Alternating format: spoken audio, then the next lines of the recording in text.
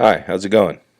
I'm your instructor, James Weatherford, and I will be instructing you for this online course with Northeast Texas Community College, Humanities 1302.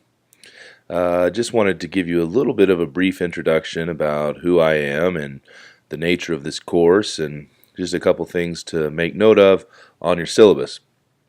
If you're wondering what I'm holding here, it's just a microphone that actually captures my voice a little better than talking at my laptop.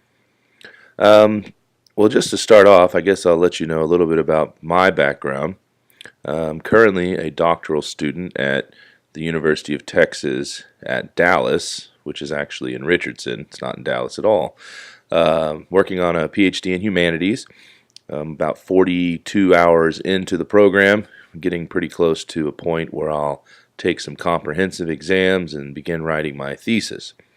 A lot of my research interest in the humanities deals with really the history of thought, and in particular, I'm actually very interested in the history of anti-Semitism and its links to theology, because really, as we have discovered over the course of the last 2,000 years, there is a connection between anti-Semitism and its theological origins, starting with the New Testament church. I'm not trying to get into all that, but it does sort of set up for me to explain that I also have a master's degree in theology. My bachelor's degree I got from Texas Christian University, which is in religious studies with a minor in sociology. So there you go. That's a little bit about my scholarly interests, but I also do some work as a writing tutor, so I really enjoy writing, academic writing. I enjoyed, history, philosophy, theology, literature. And the cool thing about the humanities is, I don't know if you know, but really it's just a capture of the essence, a capturing of the essence of what it means to be human. What have humans done? What have they produced? What kind of art? What sort of significance does one find in literature as it relates to society and culture and religion and philosophy, and what people have written, what people have created, and what is it about being human that makes us be so driven to create things and to write and make art and all the things that are particularly and specifically human inventions. Um, so in this class we'll cover, in this period, we're going to start right around the Reformation, which is 1500s. Renaissance, Reformation, sort of everything sort of turned in Western culture around that time. And we're going to move all the way from the 1500s all the way up to pretty much present day, stuff that's been going on in the last 20 years. And part of the humanities is also dealing with major intellectual discoveries, a lot of scientific discoveries that are important to the way humans understood the world, how our cosmologies changed, the way we saw the universe ordered, even humans' understanding of what it means to be religious and how to serve and believe in this God. We see that manifesting through different religious expressions throughout the last, 500 or 600 years. So really, there's two parts to this course. One's 1301, the other is 1302. Either one of these sections will satisfy your humanities requirement. You don't have to take both, but I recommend that if you've not taken 1301, jump in there and take it as well. We start with day one, basically creation myths on to the Reformation, so covers even larger portion of history than you're going to cover in this course.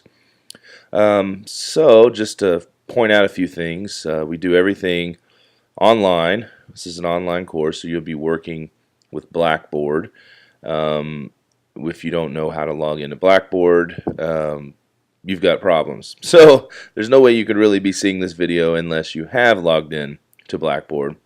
But the easiest way to get there is to go to ntcc-bb.blackboard.com.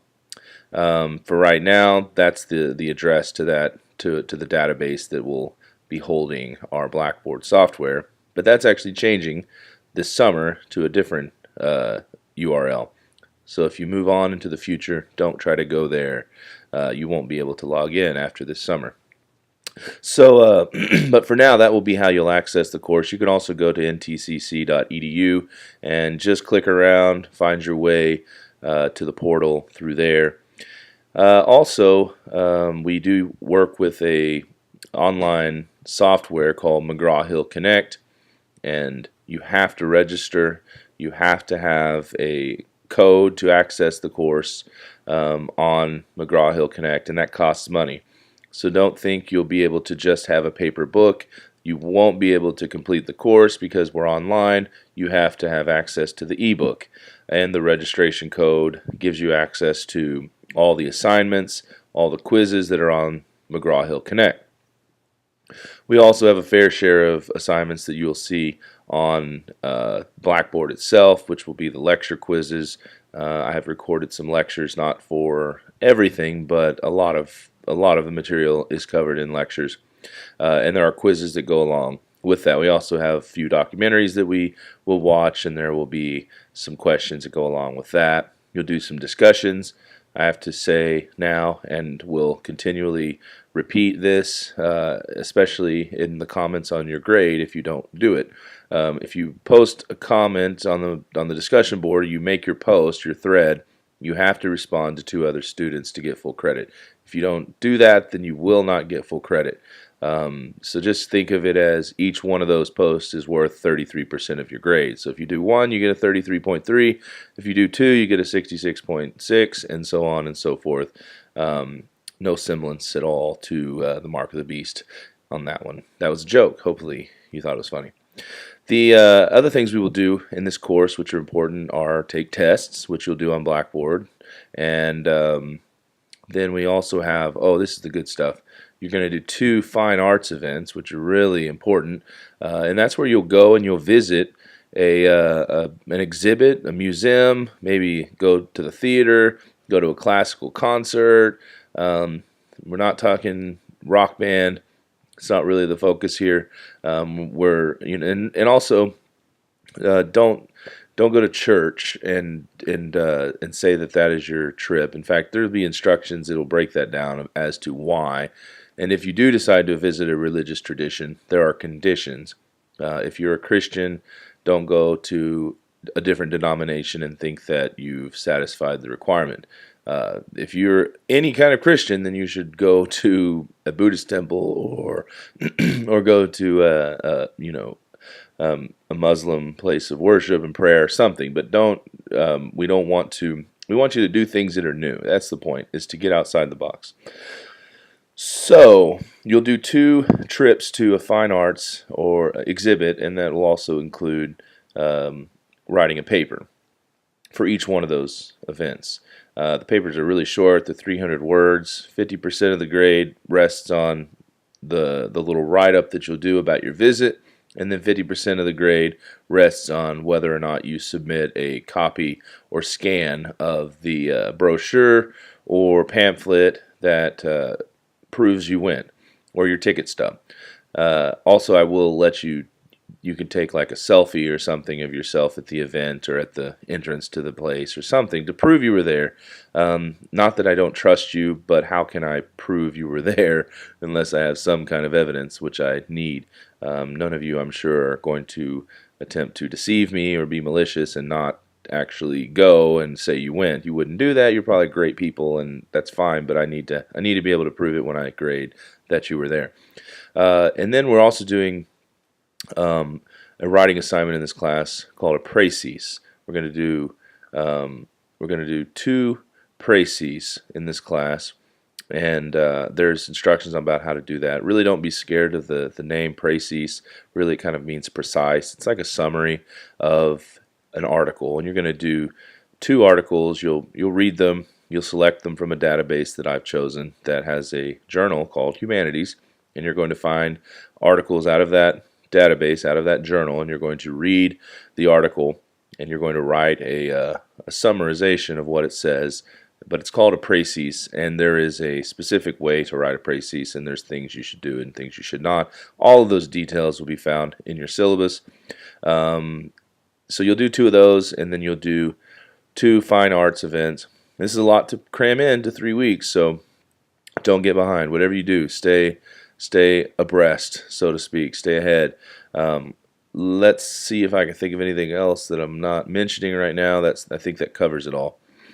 So those are your assignments. You're going to do stuff on Blackboard, watch lectures, take lecture quizzes. Then you're going to, on McGraw-Hill Connect, you'll take little reading quizzes based on the text, and then you'll do activities based on the text, some matching, some sequencing, things like that.